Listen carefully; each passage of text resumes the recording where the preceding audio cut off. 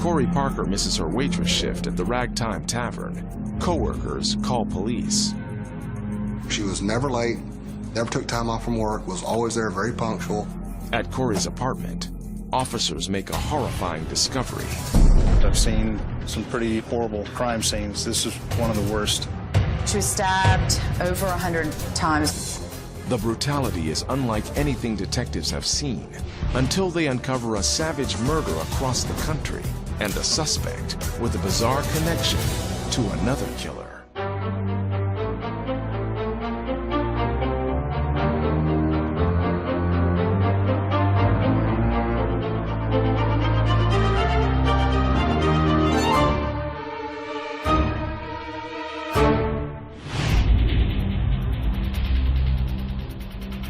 Forensic specialists from the Jacksonville Beach Police arrived to process one of the most gruesome crime scenes they've ever seen. Everything looked normal until you got to the door of Corey Parker's bedroom. It was very brutal. When you went into her bedroom, there was blood on the entire bed. She was covered in blood from head to toe, completely unclothed, multiple stab wounds. When she was being stabbed, whoever was stabbing her, and a downward, upward thrust of the hand was carrying blood from the body and throwing it up on the walls. Investigators immediately notice the posed position of Corey's body. The killer has arranged it for maximum shock value. Her body was actually posed so that when the law enforcement officers and the investigators walked into the bedroom, they saw her bloody body up against a corner of the room, seated on her bed. She was left in a way no woman should ever be left, with her legs spread open and propped up in the corner as though she had been fighting for her life. With murders, they have a tendency to stage the body to where whoever finds the person it's a real shock effect on first visualization. Stab wounds cover Corey's entire body. She had been stabbed 101 times. The two prominent wounds were in her neck, the main carotid arteries on either side. Her hands and her fingers were sliced, which was evidence that she had, in fighting for her life, had actually grabbed the blade of the knife to ward off her killer unsuccessfully. She fought with every ounce of strength in her body against this attacker. As Detective Eddie Bounds closely examines the body, he notices something odd about the wounds. They were actual stab wounds and had no blood emitting from the wounds themselves. The majority of them were all post-mortem, which means that she was already deceased, so there was no blood running out of them. And they were just like little bitty anger marks, where if you would just take a knife and just jab at something, like just showing your anger. In the bedroom, evidence technicians try to lift the killer's fingerprints from the body.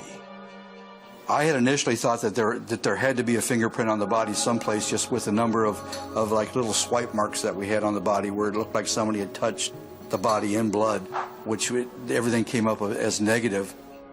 There was no fingerprints found anywhere inside the bedroom or on the body.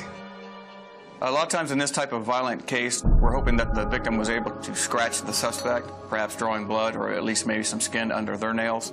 And then what we do is take the fingernails, clippings, and then hopefully get as much DNA information out of that sample that we can. Investigators do find other key pieces of evidence.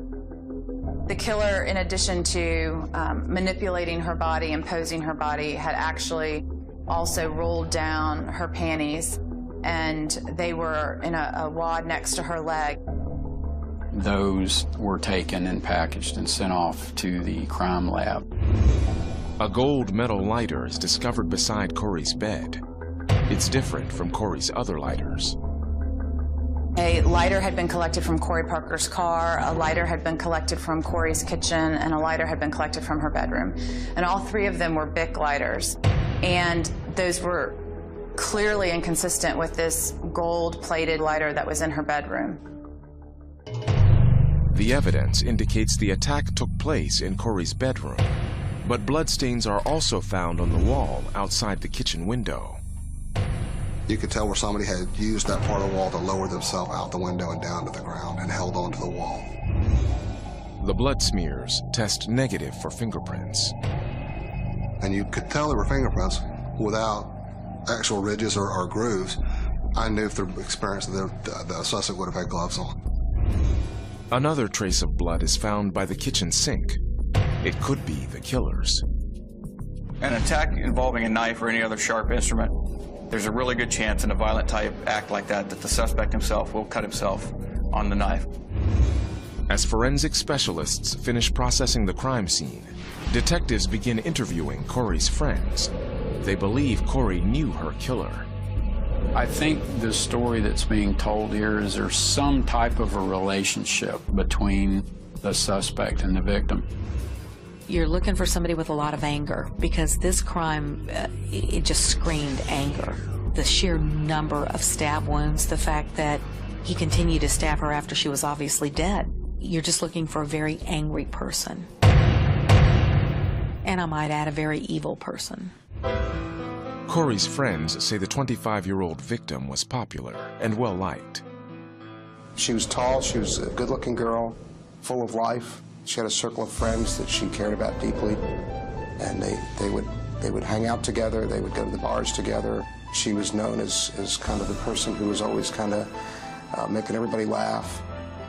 Everyone that we spoke with described her as a loving, funny, warm person. She was beloved by her friends. She was initially from Rochester, New York, and she ended up in Jacksonville Beach, wanted to go to school here, and was in fact enrolled in one of our local community colleges. She was really easygoing, social butterfly, and had tons of friends. She was super friendly, the same way with everybody, and really easy to talk to and hang out with. Corey was last seen alive 2 days before her body was found. I saw her on Wednesday before Thanksgiving. I was going to my mom's in Orlando, and she was staying for the orphans party so she could make some pies and bring them. She had baked some pies that afternoon and gone out with her friends late Wednesday night and stayed out until after midnight, which put it over to the early morning hours of Thanksgiving. And her friends, when she said goodbye to them in the parking lot, they were the last ones to see her alive. When Corey doesn't show up for the Thanksgiving party, her friends aren't immediately concerned. They really didn't feel alarmed at first because she was single, she had boyfriends, very popular young lady. So really it wasn't that big a deal when she didn't show up for the party, the Thanksgiving party that night. It wasn't until she didn't show up the next day, she didn't show up for work, is when they became concerned. Detectives believe Corey returned home late Wednesday night, or in the early morning hours of Thanksgiving. She locked that back door, set her purse and keys down, and then went in the bedroom and got completely undressed and was in her underwear only when she got under the covers. And at that point, the suspect was either already in the apartment, hiding somewhere, or made his way through the kitchen window and attacked her in her bed. And there was no sign of a struggle or any type of a confrontation anywhere in the apartment, not even in her bedroom. Everything was confined to the bed itself, and that's what leads us to believe that she was attacked while she was sleeping in the bed. Investigators review their evidence. Blood traces by the kitchen sink and outside the kitchen window may belong to the killer. Corey's panties are sent to the lab for possible DNA evidence. A lighter with an unusual insignia was left on the bedroom floor. You start at the center, the people closest to the victim, and you work your way out from there. And normally it starts with family, friends, boyfriends, people who are very close to a victim. It's hard for Corey's friends to believe that someone they know is the killer. I couldn't even imagine it. I think everyone was afraid. I know I was afraid because I didn't know if one of the people in our circle of friends had anything to do with it. As investigators await results from the crime lab, They begin to zero in on 3 suspects, each with a different but compelling motive.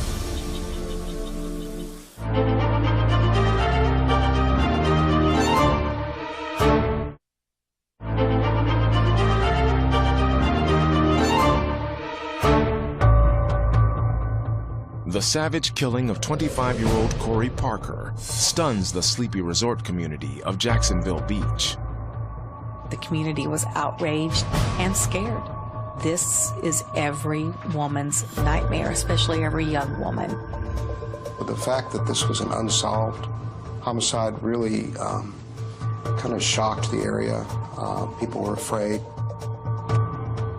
There were a lot of people that were, locking their front doors now at night. Everybody was hysterical and in shock, I think. Couldn't believe what happened. Young women were terrorized. I mean, they were frightened, and they should have been. After an exhaustive search of Corey's apartment, police canvassed the neighborhood. The building that she lived in, most of the people were not home at that time, with the exception of the young lady and her mother that were living right next door to Corey. Surprisingly, the neighbors heard no screams or shouts. During the autopsy, detectives find out why. Whoever had killed Corey had tried to stop the screaming and attacked the front of the throat. The slashes to Corey's throat were fatal. The medical examiner indicated that it was either a pocket knife or small kitchen knife, possibly a paring knife. The autopsy finds no evidence of sexual assault. Even though there did not appear to be a sexual assault, it does not mean that the attack wasn't of a sexual nature. It did appear to be of a sexual nature, only because of the rage that was involved with it. We think that he was trying to rape her, and I don't think he was ever able to accomplish that. Detectives ask Corey's friends who she was dating. She had a boyfriend. They had only been dating for a few weeks, but they were really happy. A quick background check reveals the boyfriend has a secret. The young man that she was dating was married and had a family, and we virtually had to go to his residence to interview him. They questioned him, and he had a solid alibi. He was with his family for that weekend. Yeah, I mean, he was able to tell us where he was at, what he was doing, and through checking with friends and family, he didn't pan out as a suspect. Detectives shift their focus to Corey's workplace. They indicated that there was a dishwasher that worked at the restaurant with Corey, and that he had come on to her, had asked her out a couple of times. He was infatuated with Corey. Would go out of his way to try to help her as a waitress. He would do things and almost to the point of being annoying. Witnesses described him as being obsessed with Corey. He had a self-admitted crush on Corey, and he had left a message on her voicemail machine about possibly seeing her on Thanksgiving Day. He had actually invited Corey Parker over to his home for Thanksgiving dinner, and had even gone so far as to cook the dinner. For the very beginning, he set off red flags because of just the way he was kind of out there, the way he held himself, the way he talked. The co-worker is immediately brought in for questioning.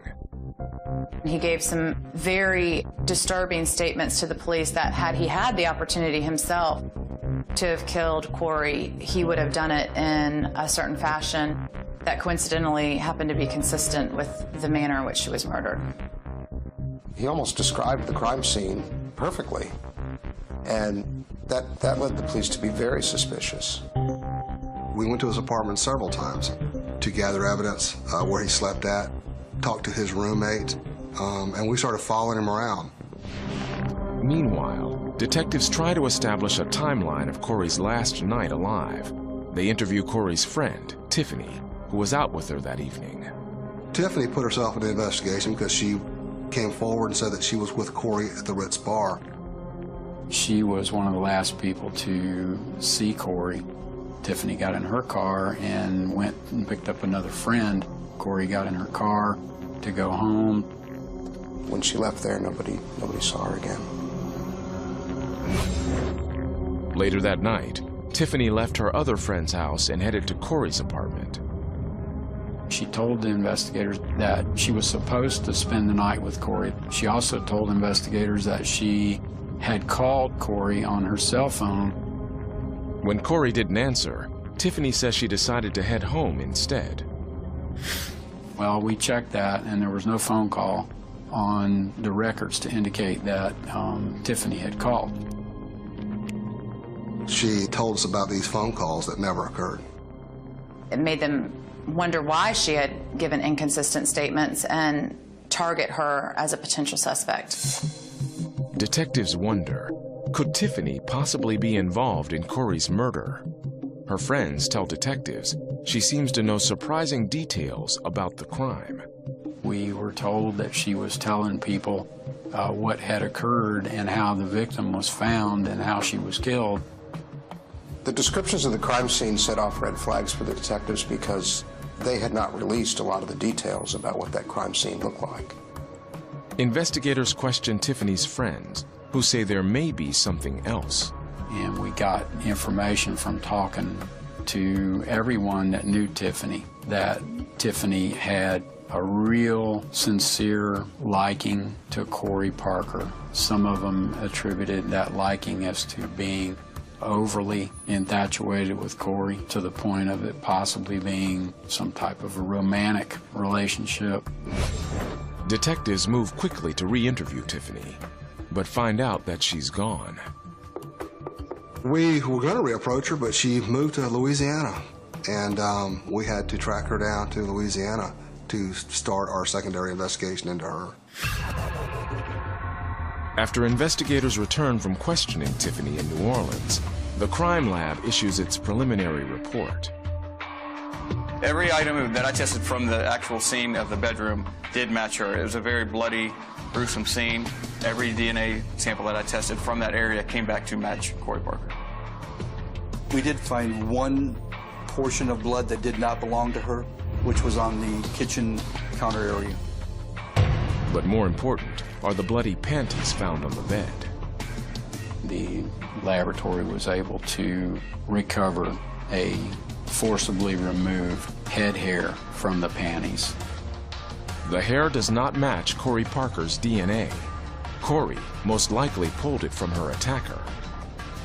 If somebody's attacking you and you want to defend yourself, you're going to use any means possible. And the recovered hair has a full root bulb attached, allowing more accurate DNA testing. When hair is forcibly pulled from the head, it then contains the root material, that white, bulbish, meaty-looking material at the end of the hair. It's that what we do DNA testing on. The Federal Bureau of Investigation, they obtained a full nuclear DNA profile from that hair root tissue. With the hair and blood evidence, analysts are able to produce a complete DNA profile. Detectives are now one step closer to catching a killer.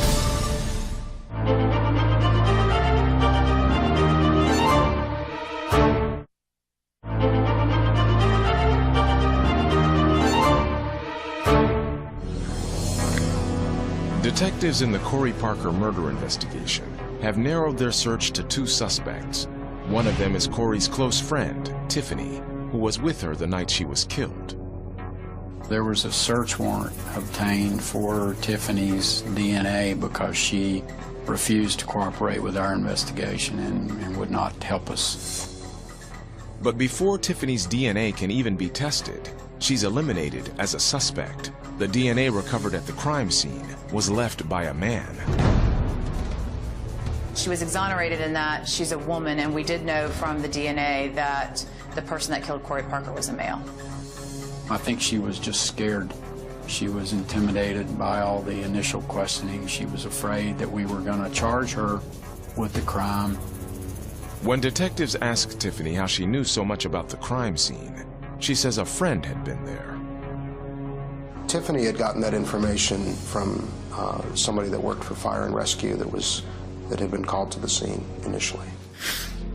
Investigators shift their focus to the third suspect, one of Corey's co-workers at the Ragtime Tavern. He too is quickly eliminated. his DNA and his fingerprints was obtained and compared to the physical evidence that we recovered. The DNA doesn't match. Detectives find themselves at a dead end. The investigators were working day and night, and we were just following up every lead we could follow. We questioned probably between 80 and 100 people, including co-workers, fellow students, neighbors. There's just a magnitude of people that we had to cover to exclude them as being suspects. Residents of the resort community are growing impatient.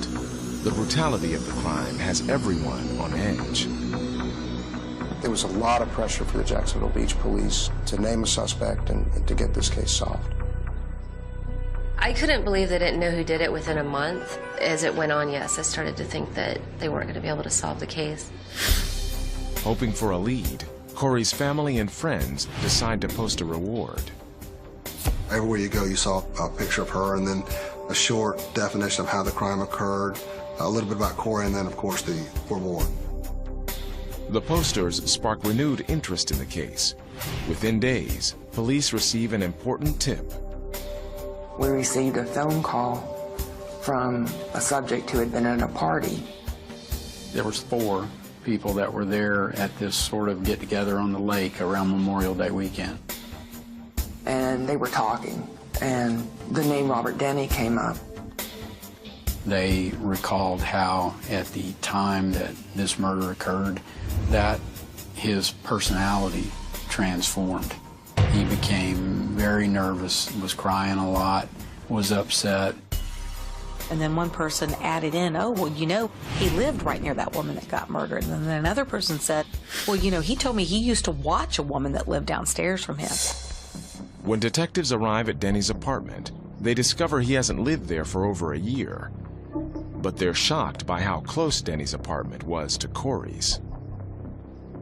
And his bedroom is in the upper corner there by that wooden balcony. And that was his bedroom. And it overlooked the victim's apartment, which is this building closest to me. From his living room, he had an actual direct shot, a vision into her home. When she would enter her home or stand in her kitchen, he could actually see in her house and know when she was there or not. At the time of the murder, Denny was only 17. Police records show he was interviewed during the neighborhood canvass. He basically told police at that time that he didn't pay any attention to the area of the homicide. That was it. Nothing further was documented. Denny's co-workers tell police that he started acting very strangely at the time of Corey's murder. He told everybody that he had a child that was killed in Texas, and he had to go back to Texas for the funeral. And his co-workers immediately began to raise funds to put him on a plane to get him home so that he could bury this child. And the manager of the restaurant took that money over to his sister, who lived locally also. And when he brought the money to her, he said, look, we've collected this money for Robert for his dead child. We'd like to give it to him. Can you give it to him? And the sister said that he didn't have a child. Denny's sister informs detectives that Robert lost his job after being caught in the lie. He moved in with her, but before long, she asked him to leave. He would be up all hours of the night, and she had actually found out that he was trying to peep in her window to her bedroom at night from the outside of the house to see, you know, what she was doing. But investigators are stunned by what Robert Denny's sister tells them next. When I was talking to her, she asked me if I thought that he was a suspect in this homicide. And I thought that was interesting, and I said, well, you know, why? And she said, well, because of, number one, where he lived, but that her other brother in Texas had also committed a stabbing, and flags went up. Robert's older brother, Patrick, had been convicted of a similar murder in 1991 in Texas. He was in prison at the time for murdering a young woman, stabbing her to death. He had a paper route, and this victim was one of his customers, and he had gone to her house to pick up the money that she owed him, and knocked on the door. She opened the door. He told her why he was there. She turned around to go get the money out of her purse, and he waltzed in with a knife. He intended to rape the woman, and she fought him, and he ended up stabbing her to death. Patrick Denny stabbed his victim 97 times. Detectives can't help but wonder, was Robert Denny involved in some kind of sadistic competition with his older brother? After Patrick committed that crime, stayed in the same bedroom at the family home with Robert Denny for about 8 or 9 days. And who knows what they talked about.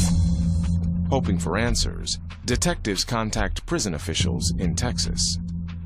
We had an investigator from the prison in Huntsville, Texas, go and talk to Patrick about Robert, but it had been so long since he had communicated with Robert that he really had no information. Investigators are disappointed, but the evidence against Robert Denny continues to mount. Denny's apartment was so close to Corey's, he could see into her kitchen window from his living room window.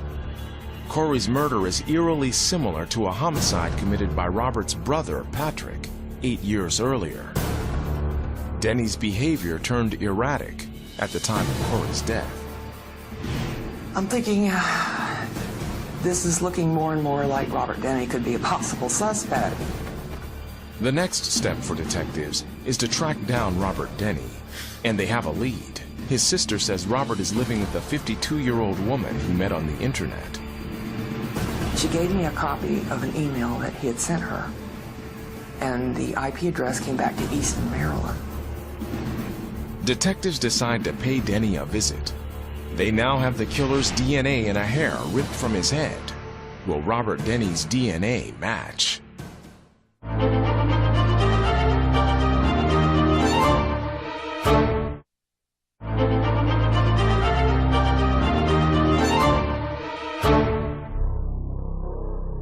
Two years after Corey Parker's murder, detectives locate their prime suspect, Robert Denny, in Easton, Maryland.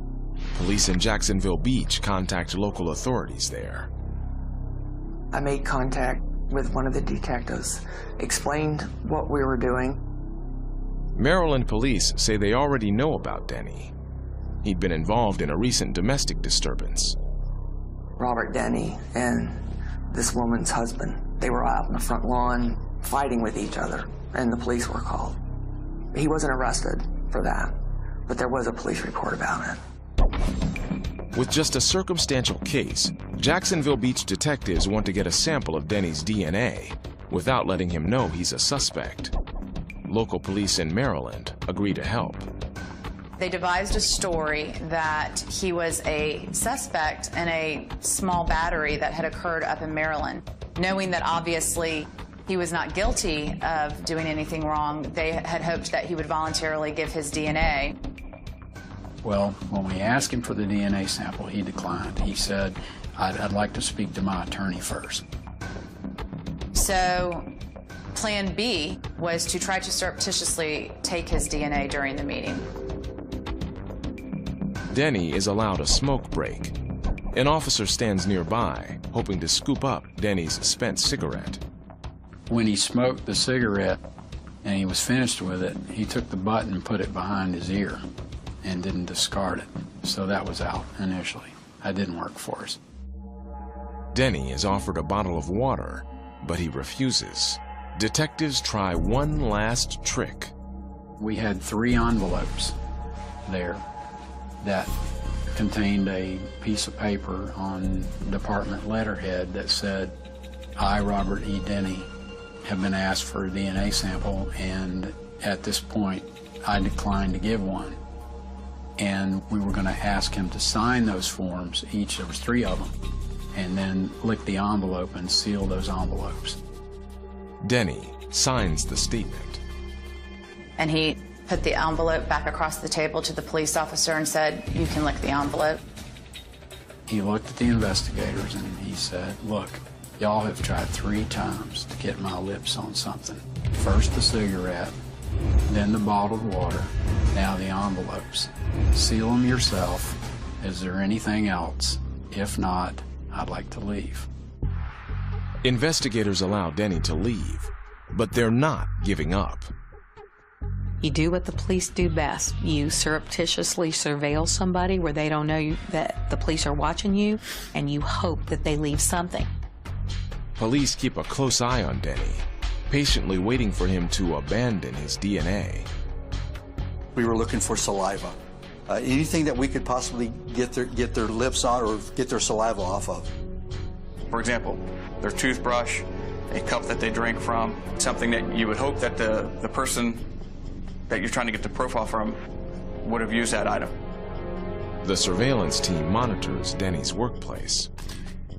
We started taking photographs and waiting, just waiting all day for him to do something, that we could get. Detectives spend a week watching Denny pocket his cigarette butts. Then, without thinking, Denny makes a careless mistake. He spit on the ground and walked back in the office. And it was just like, oh my God, look what he did, he just spit. And he spit more than once. So after that, we went, we're not gonna let that go. About a few minutes later, he came back out with his 52-year-old girlfriend. They got in the van and drove off. And then I went up there along with my team, and I recovered his saliva off of the ground. The swabs are hand-delivered to the FBI lab. The DNA analyst that I spoke to initially said he was optimistically hopeful that we could get a result. Detectives return to Jacksonville Beach and anxiously await the test results. 2 weeks later, they get the call. They called us and told us it was positive. And it was like, yes, finally. And we were ready to go get him. We wanted to go get him. I just kept saying, are you positive it's him? Are they 100% sure?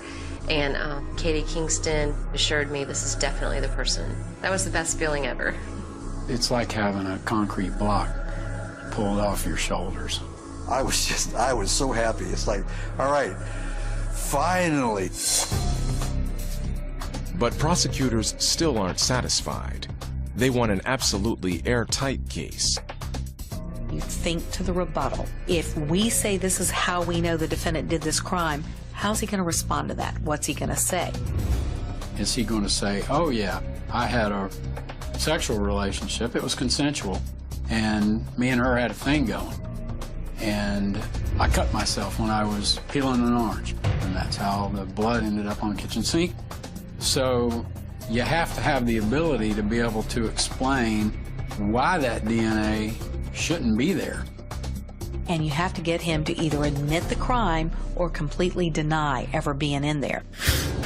Prosecutors believe their best hope is to get Denny to say he didn't know Corey and was never in her apartment. So we wired Katie, and we approached Robert at his house. Playing on Denny's arrogance, they send Detective Kingston to interview him. Robert Denny thought he was smarter than women. We knew he could manipulate women because he had convinced this 52-year-old woman to move her husband out. I decided to pretend like I was just a silly girl from the office who was sent around the country by the detectives to talk to everybody who had lived in the apartments. It's a daring plan, but if Denny senses a trap, Detective Kingston could be in immediate and serious danger. Hi, Robert Denny. My name's Katie Kingston. I need to run a couple questions by you. Sure. Get more solved online.